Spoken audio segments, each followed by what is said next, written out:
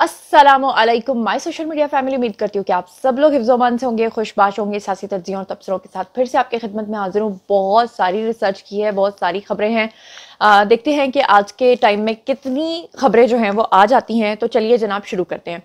जैसा कि आप लोग जानते हैं कि जो रियासत है हमारी, वो किसी भी तौर पे अब इस चीज़ पे कॉम्प्रोमाइज़ करने को बिल्कुल भी तैयार नहीं है। जो लोग 9 मई के वाक़यात में शामिल थे या किसी किस्म की तखरीबकारी में शामिल थे या किसी किस्म की तोड़-फोड़ में या रियासत को या हमारे मुल्क को नुकसान पहुंचाने में शामिल थे, इसकी जो सबसे ताज़ा तरीन मिसाल है वो मिलती है अभी हाल ही में, जब जनरल आसिम मुनीर जो हैं उन्होंने नेशनल वर्कशॉप बलोचिस्तान को अटेंड किया और वहां पर बहुत सारे लोग थे। और जब वो वर्कशॉप खत्म हुई तो उन्होंने बहुत सारे सवालात किए जनरल आसिम मुनीर से, और उन्होंने आसिम मुनीर साहब से ये पूछा कि जनाब जो ये ख़वातीन हैं, ये जो सनम जावेद टाइप की या जो फलक जावेद टाइप की या जो खुदीजा टाइप की, शार टाइप की, इनके बारे में आपका क्या रद्द-ए-अमल है, आपका क्या ख्याल है? तो उन्होंने एक जुमला कहकर सारी बात को ख़त्म कर दिया। उन्होंने ये कहा कि अगर इस वाक़ये के अंदर मेरा अपना सगा बेटा भी शामिल होता तो आज वो भी इनके साथ बंद होता, आज उसके ऊपर भी मुकदमा दर्ज होता, मतलब ज़ीरो टॉलरेंस।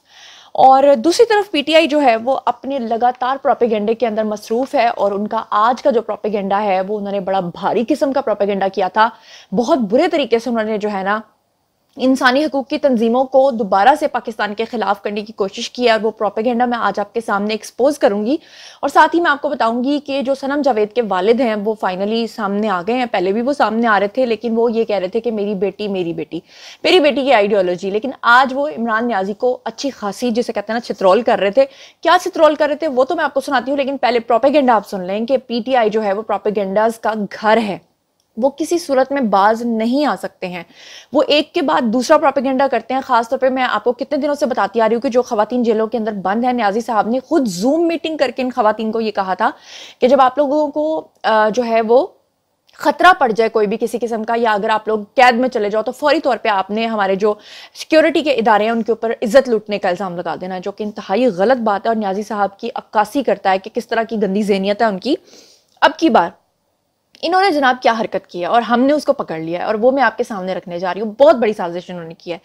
साजिश इन्होंने अब की बार ये क्या की है कि इन्होंने पीटीआई के जो ऑफिशियल अकाउंट्स हैं वहां से, एक वेबसाइट है जिसका नाम है जी siyaasat.pk, उन्होंने, उसके अलावा जितने भी प्रो पीटीआई हैं, ठीक है, उन सब अकाउंट्स ने, ये तकरीबन लाखों के हिसाब से अकाउंट्स बनते हैं, और प्लस फरूख हबीब के अकाउंट से इन्होंने एक आज जो है ना वो ट्वीट्स करना शुरू किए। और ट्वीट्स में इन्होंने क्या करना शुरू कर दिया, इन्होंने राना सनाउल्लाह का एक 9 सेकंड का क्लिप जो है वो शेयर करना शुरू कर दिया, जिसमें राना साहब जो हैं वो बज़ाहिर ये कह रहे हैं कि अगर 5000 बंदों को इकट्ठे फांसी लगा दी जाए, अगर 5000 बंदों को इकट्ठे सजा दे दी जाए, 5000 या 1000 बंदों को, तो क्या होगा कि पूरी जो रियासत है ना, जो पूरा मुल्क है वो सीधा हो जाएगा। ठीक है। उसके बाद इन्होंने जनाब क्या किया, इन्होंने इंसानी हकूक की तंजीमों को कहा कि ये देखें हमारा वजीर दाखिला जो लोगों को लटकाने की बात कर रहा है, जो एक साथ 1,000 और 5,000 बंदों को सरेआम फांसियां देने की बात कर रहा है। ये ऐसा मुल्क है जहां पर कोई रह नहीं सकता, इसीलिए हमारे साथ ये जो जुल्म और जबर है ये किया जा रहा है। और फिर क्या हुआ, उसका जो असली क्लिप है वो हमने निकाल लिया। जो प्रीवियस क्लिप है जो 9 सेकंड का इन्होंने शेयर किया वो भी आप देखिए, जो बाद का क्लिप है, दोनों क्लिप्स आप देखिए। 1000 बंदों को अगर एक ही दफा जो है वो फांसी दे दी जाए या गोली मार दी जाए तो पूरा मुल्क जो है वो बिल्कुल ठीक हो जाएगा। हर चीज जो है वो और इन्होंने 9 मई को वही किया। उस मकसद के लिए बाकायदा मनसूबाबंदी की गई, बाकायदा लोगों को ट्रेंड किया गया, और मकसद ये था कि जब ये चंद 100 लोग पूरे मुल्क में जाके फौज के ऊपर जो है वो हमलावर हो जाएंगे, चल दौड़ेंगे, तो उसके बाद फिर पीछे हजारों लाखों अवाम का जो है वो सपोर्ट जो है वो पहुंच जाएगी, और इस तरह से जो है वो रियासत जो है वो गिर जाएगी, और हम इस तरह से जो है वो काबिज हो जाएंगे। और काबिज होने के बाद करना क्या था, वही जो बतौर वजीर आजम कहते रहे हैं कि जी मेरे पास अगर तैयार हो तो मैं कम से कम 500 बंदों को जो है वो फांसी दे दूं। 5000 बंदों को अगर एक ही दफा जो है वो फांसी दे दी जाए या गोली मार दी जाए तो पूरा मुल्क जो है वो बिल्कुल ठीक हो जाएगा, हर चीज जो है वो बेहतर हो जाएगी। सऊदी अरब का कानून जो है वो बहुत अच्छा है, चाइना में भी जो है वो बहुत अच्छा कानून है, वो भी जो है वो फौरी ट्रायल करके जो है वो बंदे को जो है वो फांसी पे चढ़ा देते। ये इरादा था कि बाद में जो है वो हम फिर ये करेंगे। जी, तो आपने दोनों क्लिप्स देखे। अच्छा, उसके बाद जब ये क्लिप्स शेयर किए गए और पूरे पीटीआई के सोशल मीडिया हैंडलर्स, अकाउंट में और पता नहीं किसने इसको शेयर किया, लाखों की तादाद में ये हर जगह पर फैल गया। उसके बाद जनाब आली ये जो फरूख हबीब हैं, इन्होंने एक ट्वीट किया जिसमें इन्होंने लिखा, ये सोच वजीर दाखिला की है जिसने मॉडल टाउन में कत्ले आम करवाया और पाकिस्तान के शहरियों पर जुल्म में पेश पेश है। और फिर उसके बाद इन्होंने क्या किया, ये सारा कुछ लिखने के बाद इन्होंने इंसानी हकूक की जो तंजीमें हैं उनको ये टैग करना शुरू कर दिया। इन्होंने पूरी ट्विटर के ऊपर एक मुहिम चलाना शुरू कर दी और लाखों लोगों ने बिना तस्दीक किए राना सनाउल्लाह के इस 9 सेकंड के क्लिप को जो है वो शेयर करना शुरू कर दिया। नया पाकिस्तानी यूट्यूब एक चैनल है, उन्होंने इसको शेयर करना शुरू कर दिया। ये सलमान अहमद नाम का ये जो एक मलून है, इसने इसको शेयर करना शुरू कर दिया और पीटीआई की ह्यूमन राइट्स की तंजीमें जो है उनको बीच में रख के प्रोपेगेंडा शुरू कर दिया। फिर उसके बाद कासिम सूरी ने इसको शेयर करना शुरू कर दिया और लाखों लोगों ने जब इसको देख लिया और जब हम जैसे कुछ लोगों ने इसको एक्सपोज करना शुरू किया और उन्होंने बताया कि ये राना सनाउल्लाह का पुराना कोई क्लिप है जिसको आउट ऑफ द कॉन्टेक्स्ट बीच में से निकाल के इन्होंने इस तरह से प्रोपेगेंडा किया है, तो इन लोगों ने बिना माफी मांगे उसको डिलीट कर दिया। बिना माफी मांगे उसको डिलीट कर दिया। इसी तरह से ये लोगों के जहनों को जो है वो गंदा करते हैं। एक ट्वीट करते हैं, वो झूठी और जाली खबर होती है जो वो सबके जहनों तक पहुंच जाती है, पीछे से चुपके से उसको डिलीट कर देते हैं। इनको सख्त से सख्त सजा मिलनी चाहिए। दूसरी तरफ सनम जावेद का जो वालिद है वो सामने आए और उन्होंने भी न्याजी साहब की थोड़ी बहुत कोई छितरोल की है। क्या कहते हैं खुद ही सुन लीजिए, लेकिन माफी फिर भी नहीं मिलनी। दूसरा न्याजी ये इमरान न्याजी है जो कौम को पिछले 1.5 साल से या 14 महीने से हकीकी इनकलाब, हकीकी आजादी का दावा करवाता रहा और जब उस दावे की अमली जामा पहनाने का वक्त आया, जो उसने बच्चों को गुमराह करके या जैसे भी किया था, आज वो बम प्रूफ बैरक में बैठ के, बम प्रूफ बंकर में बैठ के रोज रात को तकरीर कर रहा होता है। निकले बाहर अब बाहर जी। तो जैसा कि मैंने आपको कहा कि माफ़ी तो फिर भी नहीं मिलनी, तो हामिद मीर साहब जो हैं, वैसे तो वो कोई इतने सच्चे आदमी नहीं हैं, लेकिन कभी कभी सच भी बोलते हैं, कभी कभी वो चीज़ें सही कह भी देते हैं, मतलब बहुत सारी चीज़ों को वो गोलमोल भी कर जाते हैं, लेकिन बहरहाल चलें, वो तो उनकी अपनी नेचर है। उन्होंने अभी हाल ही में एक इंटरव्यू के दौरान ये बताया है कि ईद के बाद जो कुछ भी होगा इन लोगों के साथ, उसके बाद ये लोग जनरल ज़ियाउल हक का दौर भूल जाएंगे। क्या कहते हैं खुद ही सुन लीजिए। मेरा ख्याल है कि आईनी बहरान बहुत बड़ा लफ्ज़ है, लेकिन ये तो वाज़ेह है कि हुकूमत जो है वो अदलिया के इस फैसले को तस्लीम नहीं करेगी और उसके बाद भी जो है वो लोगों की पकड़ दकड़ का सिलसिला जारी रहेगा। बल्कि मुझे लगता यह है कि ईद उल अज़हा के बाद इसमें बहुत तेज़ी आएगी और अभी तक भी जो हुआ है तहरीक इंसाफ के साथ, वो बहुत से लोगों के लिए काफ़ी अनयूजुअल है, लेकिन ईद के बाद जो होगा वो बहुत ही अनयूजुअल होगा। अच्छा, इतना सब कुछ आपको दिखा लेने के बावजूद, इतने सबूत आपको दिखाने के बावजूद, पीटीआई वो ढीठ हड्डी का नाम है जो किसी सूरत भी कभी सच्चाई को नहीं मानते और झूठ को फैलाते हैं। बहुत सारे लोग कमेंट सेक्शन में मुझे कहते हैं आपका कोई पर्सनल ग्रज है। मेरा पर्सनल ग्रज क्या हो सकता है? मैं इस मुल्क की बेटी हूँ, मेरे पास इतना पैसा हो कि मैं पूरी दुनिया में घूम के आ जाऊँ तो मैं सिर्फ घूम के आऊँगी, रहूँगी मैं फिर भी पाकिस्तान में। तो जब हमारी एक जगह है, हमने यहाँ जीना मनना है, तो हम कैसे एक चीज़ जो प्रोपेगेंडा हो रहा है, तो मैं कैसे ना आप लोगों को बताऊँ कि ये बात गलत है जो कही जा रही है। अब जनाब अली, मैं आपको एक और झूठ का पोस्टमार्टम करके बताती हूँ। इन्होंने एक और नया प्रोपेगेंडा किया, यानी कि ये सिर्फ यहीं तक नहीं रुके। अभी पिछला प्रोपेगेंडा मैंने आपको बताया, अगला प्रोपेगेंडा शुरू कर देते हैं। अभी पिछले की कहानी खत्म नहीं होती तो अगली कहानी शुरू कर देते हैं। अब अगली कहानी इन्होंने क्या शुरू की? सोशल मीडिया के हैंडलर्स, आपको पता है पहले भी न्याजी साहब की जाली किस्म की जो है ना वो कैंपेनिंग करते रहे हैं, कैंपेन्स चलाते रहे हैं और क्या कहते रहे हैं कि जी न्याजी साहब तो जिस बल्ले के ऊपर सिग्नेचर्स कर देते हैं वो अरबों रुपए का बिकता है। तो अगर वो अरबों रुपए का बिकता था तो न्याजी साहब ने 1 अरब रुपए का या कोई 500 अरब रुपए का बल्ला बेच के पाकिस्तान का कर्ज क्यों नहीं चुका दिया? IMF के साथ मुआहिदा क्यों तोड़ दिया? पाकिस्तान का इतना बुरा हाल क्यों कर दिया?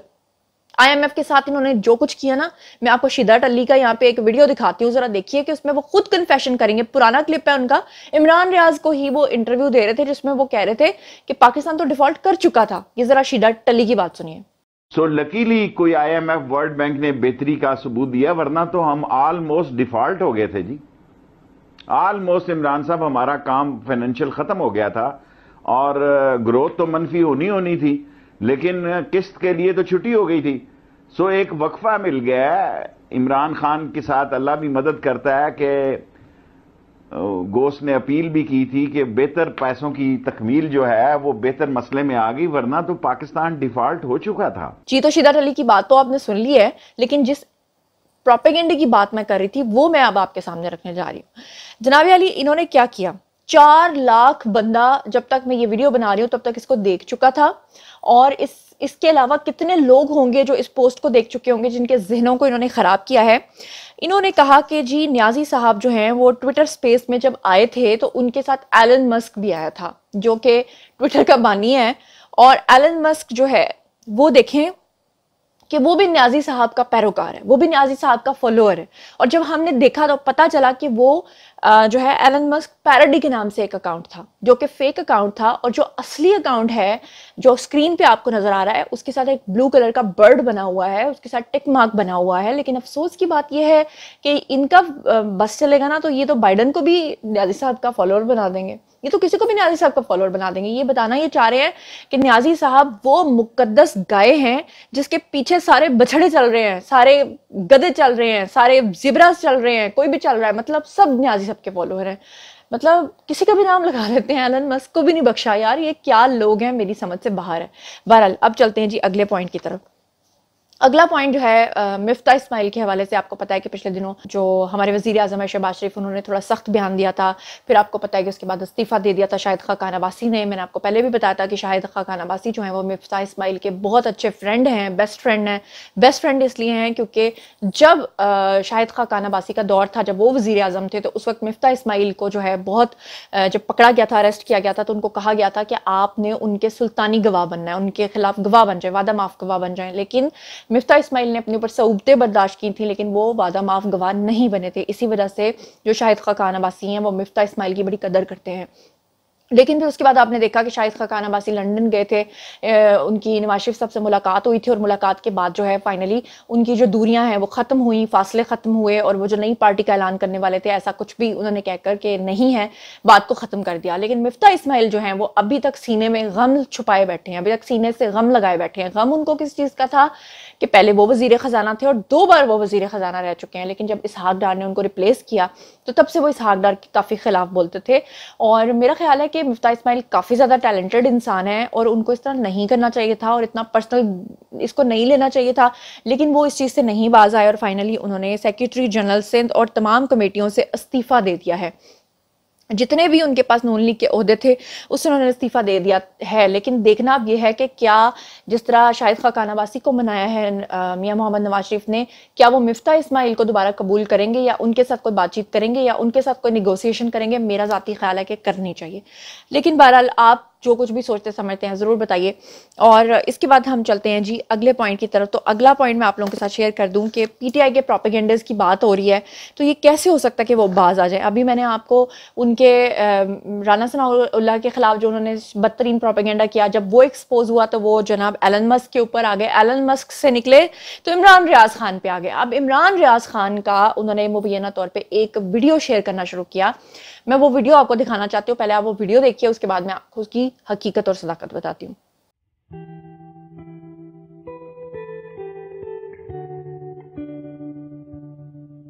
जी, तो आप लोगों ने ये वीडियो देखा जिसमें आप देख रहे हैं कि मुबैना तौर पे ये बताने की कोशिश की जा रही है कि ज़ेरे हिरासत इमरान रियाज खान के ऊपर इतना तशद्दुद हुआ है कि उनकी ये हालत हो गई है, वो काफ़ी लागर हो गए हैं, उनका कलर काफ़ी डार्क हो गया है, उनकी टांगें तोड़ दी गई हैं, उनसे बैठा नहीं जा रहा। लेकिन मैं आपको बताऊं ये वीडियो मुकम्मल तौर पे झूठा और गलत है।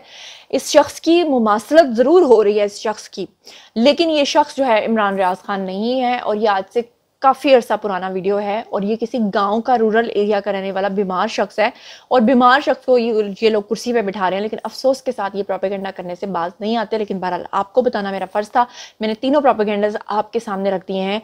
और अब चलते हैं जी अगली खबर की तरफ। अगली खबर जनाब जी बड़ी मज़ेदार है और अगली खबर ये है कि जो परवेज़ खटक हैं वो ना सिर्फ अपनी नई पार्टी बना रहे हैं बल्कि उन्होंने ये फैसला कर लिया है कि वो इमरान न्याजी के खिलाफ सुल्तानी गवाह बनेंगे। और सिर्फ वो अकेले सुल्तानी गवाह नहीं बनने जा रहे बल्कि बुशरा बीबी भी बनने जा रही हैं। लेकिन फिलहाल मैं आपको सलीम साफ़ी का एक वीडियो बयान सुनवाना चाहती हूँ जिसमें वो खुद बता रहे हैं इसके बारे में और वो क्या कह रहे हैं, आप खुद ही सुन लीजिए।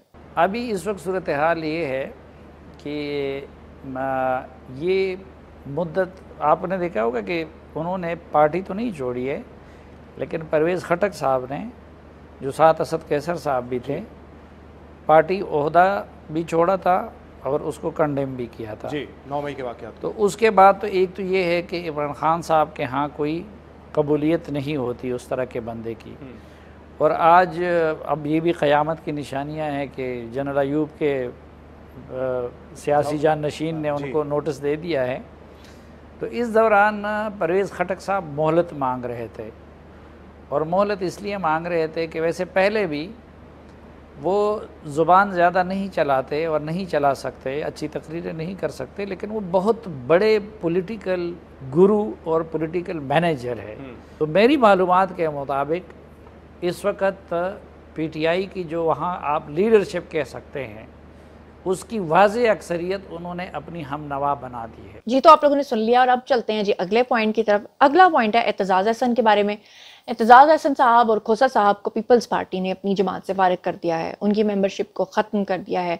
और एतजाज़ अहसन ने जो कुछ किया है और जो कुछ खोसा साहब ने किया, वैसे खोसा साहब से मुझे याद आया एक शादी का क्लिप जिसमें डांस करते हुए मुझे एक साहब नजर आए और उनकी रिजेम्बलेंस काफ़ी खोसा साहब से थी। मैंने काफ़ी लोगों से पूछा, उन्होंने कहा ये खोसा साहब ही हैं।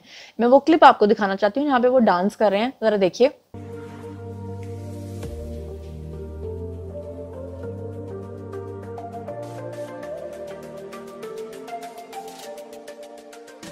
अच्छा, ये खोसा साहब ही है ना? हाँ, मुझे लग रहा है ये वही हैं।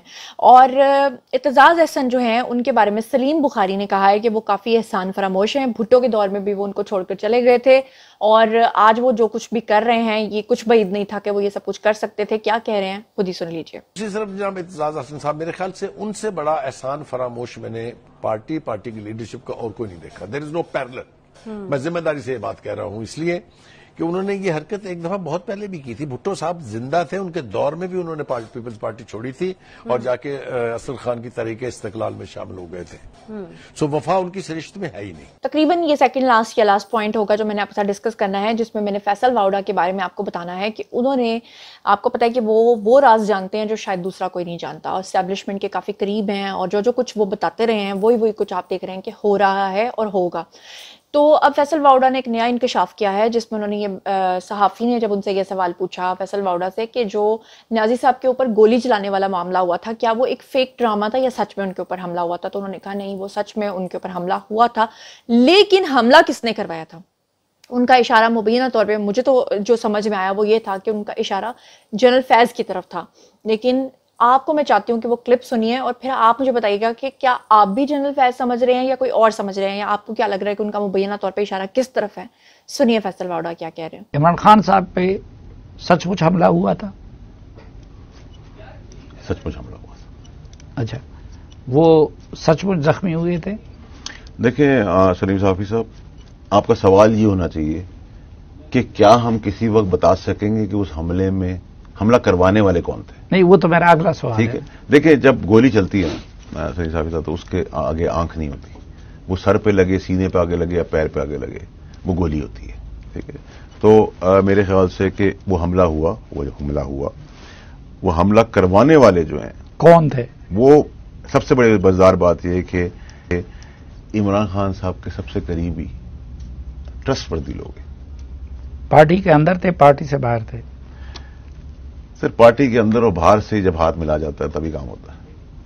जी, आपने सुना। और अगला पॉइंट जो है वो भी फैसल वाउडा के बारे में ही है कि उन्होंने आर्मी चीफ के बारे में एक सीधी सी बात कर दी। अभी थोड़ी देर पहले मैंने आपको बताया कि वो जब बलूचिस्तान कॉन्फ्रेंस के लिए गए थे तो वहां पर भी उन्होंने कहा कि अगर मेरा बेटा भी होता तो मैं उसके खिलाफ केस चलाता, और अब उसी के बारे में उसी की इंडोर्समेंट कर रहे हैं फैसल वाउडा। वो क्या बताते हैं कि किस तरह से जो आर्मी चीफ हैं वो कहते हैं कि मैं किसी भी सूरत 3 चीज़ों के ऊपर कॉम्प्रोमाइज़ नहीं करूंगा, टॉलरेट नहीं करूंगा। वो 3 चीज़ें कौन सी हैं, खुद ही सुनिए उनकी ज़बानी।